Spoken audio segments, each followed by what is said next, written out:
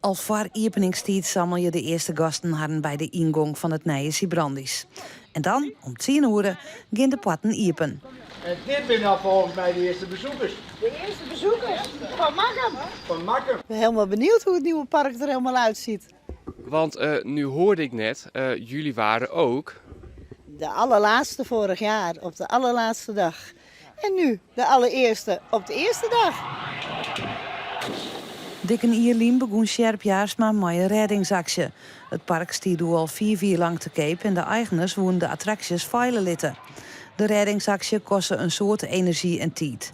Zo moest Keper Jaarsma met de gemeente om de tafel voor een lening en wie een natuurorganisaties in het begin net blied met zijn plan.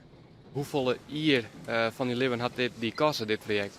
Nou, dit heeft ook niet hier extra van mijn leven kosten, want het is enthousiasme. Het is weer een positieve energie. Ik ben ook vanaf die datum, jongen, 2018 er continu mee bezig geweest.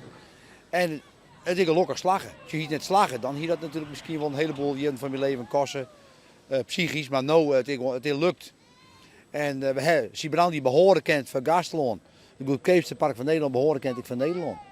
Ja, hartstikke leuk. We hebben er al heel lang op wachten. En als we hier nou zo binnen, het ziet er leuk uit. Het is echt genieten. Ja. Ja, ik vind het heel fijn, want dit is een soort attractiepark, maar dan iets anders.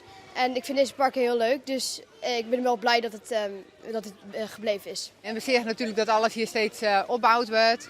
En gingen we naar het strand daar. En nou, op een gegeven moment ben je echt oud elf. Van nou, nog stafvalnachtjes. We kennen er haast in. Nou, ik vind de onderkopding het allerleukste. En ben je ook wel eens in het ouderenpark geweest? Ja, En wat is nou leuker? deze. De officiële opening komt later, omdat er door de coronacrisis net genoeg ruimte is om alle mensen die het helpen hebben bij de reddingsactie uit te nodigen.